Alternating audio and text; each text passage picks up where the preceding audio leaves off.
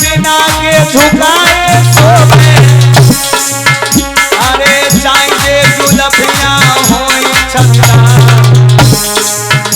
ये बेटा बिना के बुढ़ापो न सोवे चाहिए तो सेव पूरे धनो परिवार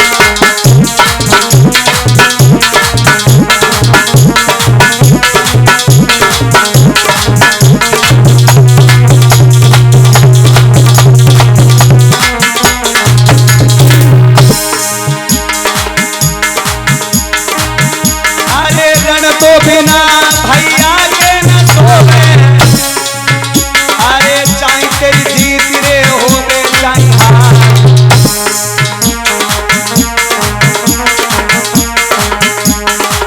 रैयत बिना राजा नहीं सोवे चाहे वो जीत के दे हजार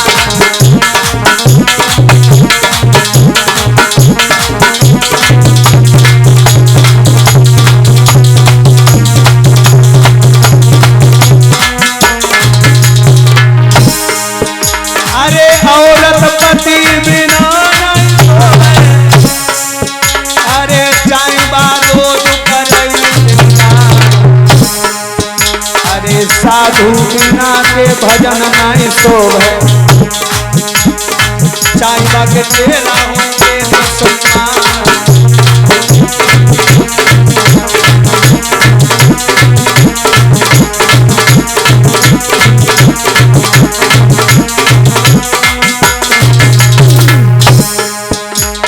एक बात बताएं लोगों हर गुंडों की जमात में ओले की बरसात में झगड़ा की बारात में पाँव मत कीजिए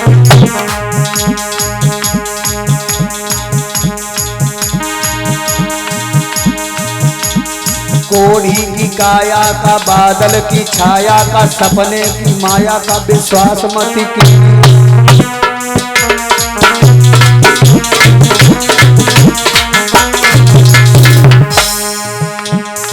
और सुनो हर गुंडों की जमात में ओले की बरसात में झगड़ा की बारात में अरे साधु नशेबाज हो नारी बेलिहाज हो और चोर और जुआरी को संग मत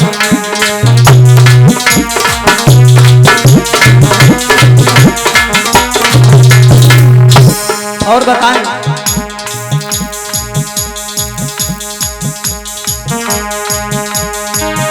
अरे खाओ पियो छपो मत देखो भारत छपो मत लड़ो भिड़ो मिलो मत मित्र मेरे दादा मेरे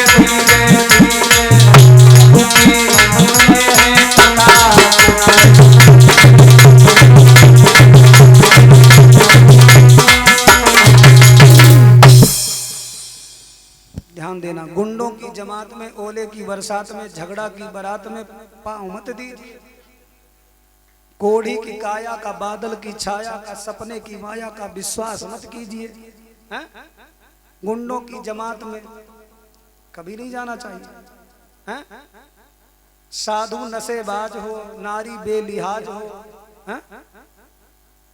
तो महाराज इन लोगों से बच के रहो तब आनंदमय जीवन बनेगा।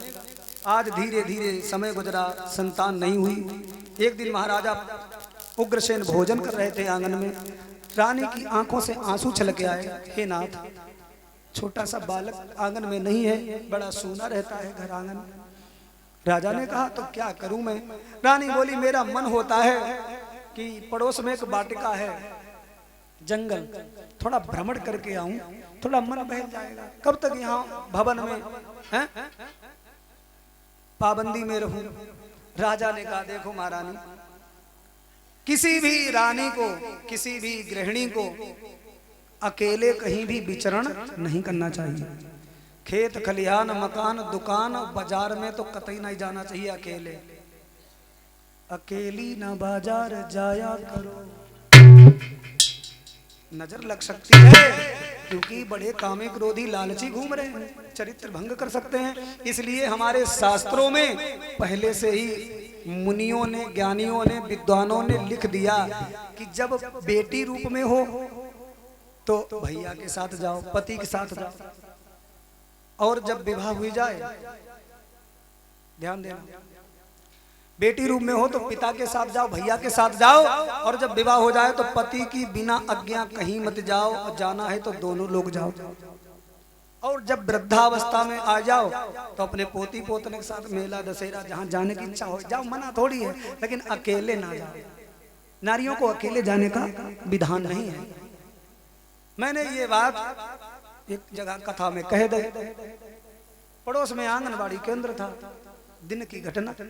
तो वे कछु देवियां जो थी मैडम, वे कथा के बाद आई, कहा लगी महाराज जी इसे मिलना है। तो हमने कहा बताइए दीदी क्या बात। कहने लगी कथा तो आप बहुत अच्छी कहते हो, मुझे बड़ा अच्छी लगी, परंतु एक बात मेरे समझ में ना आई, जमाना बदल गया महाराज, है माताओं बहनों को भी स्वतंत्रता दीजिए, वो भी अकेले इधर उधर जा सकें, काहे को उनको महाराज दबाते रहते हो, अकेले नहीं जाना चाहिए। अरे क्या हो जाएगा। अरे हमने कहा दीदी तुम्हें अपने में लगता होगा कि मैंने माताओं का अपमान किया, ऐसा नहीं। जो चीज ज्यादा कीमती होती है उसके साथ में बॉडीगार्ड लगाए जाते हैं। क्यों? हमारे देश के प्रधानमंत्री यदि आपके कहीं शाहबाद में आए तो अकेले चले आएंगे? नहीं, महाराज चप्पे चप्पे पर पुलिस लगी होगी, सारा महाराज हैं, तैयारी होगा, अंतरी संतरी मंत्री खंत्री विधायक सब उनके पास तक ऐसे बिना अनुमति के नहीं जा सकते। और फिर वो जब आएंगे तो अपना अलग से फोर्स लाएंगे, ब्लैक कमांडो साथ में चलते रहते हैं। ये किस लिए? क्योंकि वो राजा हैं हमारे देश के, उन पर कोई आघात ना हो जाए, कोई हमला ना हो जाए, इसलिए उनकी सुरक्षा की जाती है।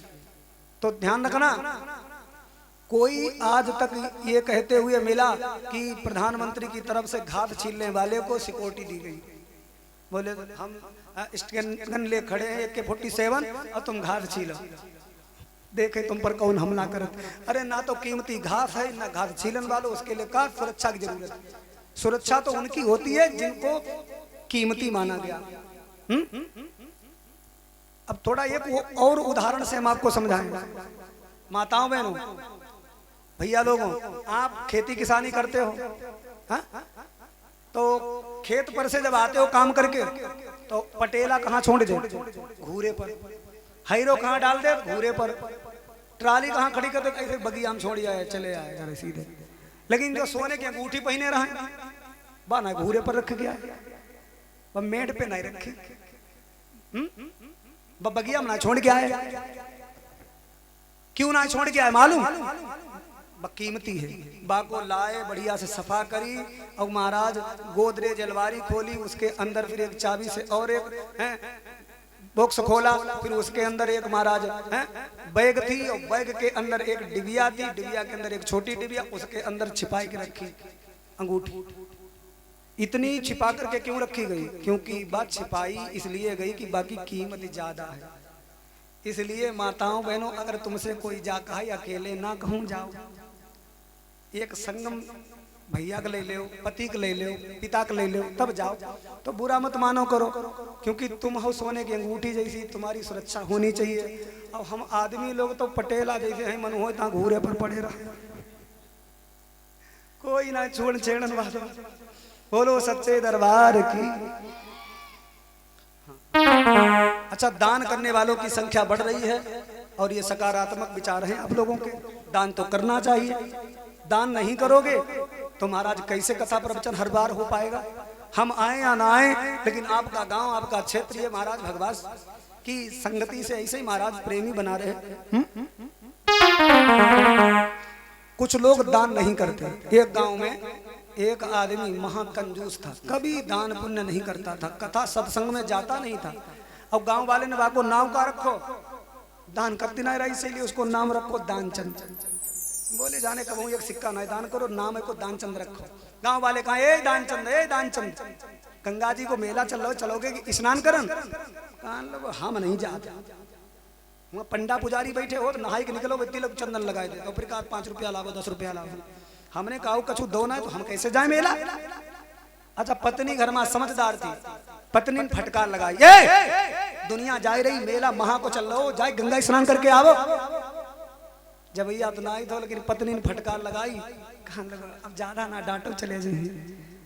एक बात और बताऊं मैं, हाँ? कि अगर पत्नी डांट लगाई दे, मजाल है कि पति महाराज ना काम करे, सुप्रीम पावर, सुप्रीम कोर्ट का आदेश। सो भैया गए गंगा स्नान करने। अब जब वहां पर जाकर के पहुंचे तो क्या देखा, पंडा पुजारी स्नान करने वालों के तिलक चंदन लगा रहे थे। सोचने लगे यदि हम यहाँ नहाने तो हमसे पैसा पड़ जाइए, सोचने लगे हम नहाएंगे नहीं। घूमते रहे मेला में, इधर उधर चलते चलते गंगा जी के किनारे वहां पहुंचे जहां पर चिताएं जल रही थी, मुर्दा घाट। नई नई कोई चिता जलाई गवत हो और लोग नहाए नहाए जा रहे थे। सोचन लोगों यहीं नहाई ले और यहाँ कोई देखता ना, मेरे रुपया दान से बच जाएंगे। जैसे उसने वस्त्र निकाल के किनारे पे रखे, गंगा जी में कूद गओ और कहा लगो हर हर गंगे, हर हर गंगे। हा? वो तो गंगा स्नान कर लो, डुबकी लगाई। अच्छा इधर भगवान नारायण को थोड़ी मस्करी सूझी, एक पंडा के भेष में होने प्रकट हो गए और कहां लगे जजमान बाहर निकलो, हम जा घाट के मालिक हैं, बिना दान दक्षिणा हम तुम्हें जाने नहीं देंगे, कुछ तो देना पड़ेगा। दान चंद बोलो हो तुमने मुर्दो घाट ना छोड़ो। पंडित जी बोले हम संतोषी ब्राह्मण है, एकांत में ऐसे पड़े रहा और तुम्हारे जैसे सेठ लोग आओ तो 10,000 रुपया, 11,000 रुपया को खटिया पलंगिया बिस्तर कपड़ा ऐसे दई जा। और आज तुम आए हो कम से कम 5,000 था, तुम दे के जाइए हमें। कहा लोगों 5,000, हम तुम्हें 5 पैसा नहीं देंगे। भगवान बोले हम तो निकलने नहीं देंगे, हम तो जो घाट के पंडा हैं, नहीं निकलने दोगे तो हम कुछ लाए ना तो उधार भाई दान कर सके। तो बोले चलो ठीक है उधार कर दो। भगवान से बाने वचन ले लो कि हम उधार में 1 उधेला तुम्हें दान देंगे, घर से ले जाइयो। आए इतना करने के बाद वो तो चलो आओ अपने घर पर, अपनी पत्नी से बोलो बहुत थक गए, 4 पाई लगाए दे हम तो सो महंगे। पत्नी बोली इतनों कैसे थक गए, गंगा तो सब नहान जात। कहाँ लगो पैदल गए, पैदल आए 7 किलोमीटर, 10 रुपया बच गए, इंगे से 10 उधर से बच गए। पत्नी बोली ये तो कंजूस, चलो सो बहु आराम से। इधर जैसे पति सोए गो, रात बीती सवेरो हो तो भगवान जो पंडा पुजारी थे, उस आदमी दानचंद की पत्नी झाड़ू लगाओ तो भाई द्वारे पल्ले जले आई तो ही भगवान आएगा। कहाँ लगे दानचंदो मकान जेही है, तो पत्नी के मुख से जा निकले गो हाँ जेही है, सो ही रहे आराम कर रहे हैं। अरे जाओ जगा दो जाओ बेटा, कहियो पंडित जी आए हैं गंगा जी के घाट पर, उन्होंने दान का संकल्प लिया था, हमारो दान दक्षिणा चुका में फिर आराम से सो में। पत्नी गई कहा लिए तुम आराम कर रहे, पंडित जी महाराज द्वारे पर आएंगे भाई, कहा वो दान को संकल्प करो तो दान करें। आए दानचंद बोलो भगवान सवेरो पूरो ना हो पाए, आई कहीं ओहो क्या करें, जा बाहर जा और पंडित जी से जा कहिए कि उनकी तबीयत ना ठीक है, फिर कब वहां में तो ले जाए आए। सो पत्नी गई कहाँ लगी पंडित जी भाई तुम जाओ, फिर कब चले आइयो, तुम्हारी दान दक्षिणा सुरक्षित तुम्हें मिलेगी। आई वक्त उनकी तबीयत ना ठीक। भगवान पंडा पुजारी थे, कहाँ लगे बेटा चिंता ना करो, तुम्हारे पति की अगर तबीयत ना ठीक है तो हम है नहीं द्वारे पर बैठ भजन करेंगे और तुम्हारे भगवान से प्रार्थना करेंगे जल्दी तुम्हारे पति ठीक हो जाए। और ज्यादा ना खाते हैं, रोटी खाते हैं 6, 7, 8 हमारे लिए बनाई ली। भाग गई कहाँ लगी भाई, तो द्वारे पर माला लेके भजन करने लगे। वे तो कह रहे हैं हम तो यहीं रुकेंगे जब तक तुम्हारे पति ठीक नहीं हो जाएंगे। वे तो कह रहे रोटी 6, 7, 8 खाइए। दानचंद बोलो भगवान अगर रोटी खाइए 6, 7, 8 हमारी तो खड़ी कर दे खाट, ऐसा करो ऐसे बाबा जो जाइए ना द्वारे पर जा थोड़ा नाटक करिए और रोइए और जा कहिए अब भाई ठीक रहा तबीयत ज्यादा बिगड़ गई, अब भाई खत्म ही हुई। तो पत्नी गई द्वारे पर जाके पछाड़ खाए गिरी का लगी महाराज गजबई हुई गो, आई भगवान भाई कतई नहीं पुत्र आए भाई कतई कत हुई गए, अब ना तुम्हारी दक्षिणा मिल पाई फिर भाई ओ बाबा। बाबा बोले बेटा खत्म हुई वो, अब हम ऐसे ना नहीं लली, जले तक तेरे पति गति क्रिया कर्म ना करवाई दी तले हम ना जाए, क्योंकि बाहर कोई रिश्तेदार हो तो बहुत घर ही आओ, हम तो चल के आए अब हम गद क्रियाक्रम कराइए जाइए। पत्नी बोली नाय बाबा सब हुई जाइए, बहुत बड़ो परिवार। पंडित जी ने कहा हम करवाइए जी। जा गली बागली पूरे गांव कही आए, अमित रूप प्रकटे तही काला। दानचंद खत्म हुई, वो पूरे गांव के लोग आएंगे। दिन छोटो हो महा को महीना, लोग कहने लगे भैया नहाए के तो आओ का नहाइयो, फिर यही सही बांध लेके चलो। पता नहीं किस गुरु को चेला सांस रो के परो हलई ना कतई। सब बहुत रोत रही, उसकी पत्नी नाटक कर रही, वो पड़ो रहो। आखिर हम लोगों ने कही अच्छा बहुत रुईबो पिटाबो हुई, लेके चलो बांधो। लेके जैसे ही चले तो पत्नी ने मन में जा सोची अभी तक मेरे पति नाटक कर रहे थे, हम नाटक कर रही हैं, लेकिन अब तो जो मरघटक ले जाते, अगर अब हूं ना सच्ची बात बताई तो जो तो लेके जलाइए दी जाए। सो सामने उठ के खड़ी हुई गई, कहा लगी नीचे उतारा नहीं मरे ना ये, नहीं मरे ना ये। गांव वाले बोले मरी गो है, तुम्हें अपने पति से ज्यादा मोह है ना प्रेम है, इसीलिए तुम रोए रही हो, जाने दो ना ही मरे ना ये, नीचे उतारो। तो गांव की एक बड़ी बड़ी डोकरियां आई, हो जाए बेहता हम आदम ना ही रहे, तुम आदम आज ना ही रहे, कोई बात नहीं बेटा दादा पो है दादा पो कट जाएगी। अम्मा ने पकड़ के बैठा रही है, लो ले जा भैया। अब वही का लेके चले गए, जाएंगे महाराज कंडा लगाए के लकड़ी लगाए के चिता बनाए तैयार करिए, उसे उठाओ लिटा दो। एक आदमी लेके आगे घूमन लगू, भगवान दिमागम ठनाका भाई बोले कंजूस तो बहुत देखे, लेकिन ऐसो मक्खी चूस पहली बार देखो। हाई आगी लगा और एक ढेला के मारे जली जाइए। भगवान बोले रुको आग मत लगाना, हम इसके कान में एक मंत्र कहेंगे, इसकी सदगति हो जाएगी। बोले पंडित जी देर ना करो, बस बहुत लेट हो रहे। उसके कान में पंडित जी ने जाकर ए ध्यानचंद हम विष्णु भगवान हैं, आग लगने से पहले मेरे दर्शन ही कर लो, वैकुंठ प्राप्त होगा।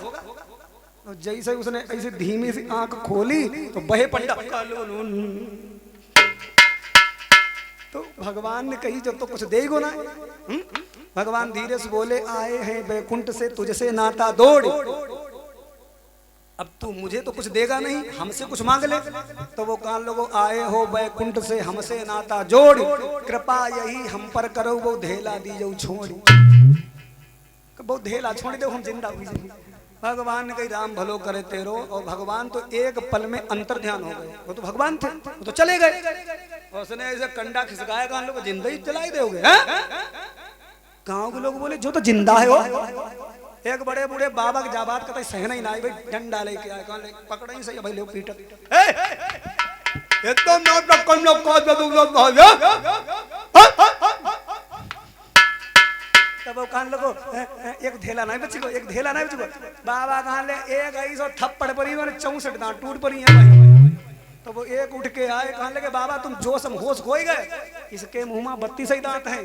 बाबा बोले हमने तुम्हारे जोड़ ले रहा, जब हम इसे डटी तो तुम जरूर बीच में बोली हो, इसलिए तुम्हारे संग हम जोड़े 64। बोलो सच्चे दरबार की। अब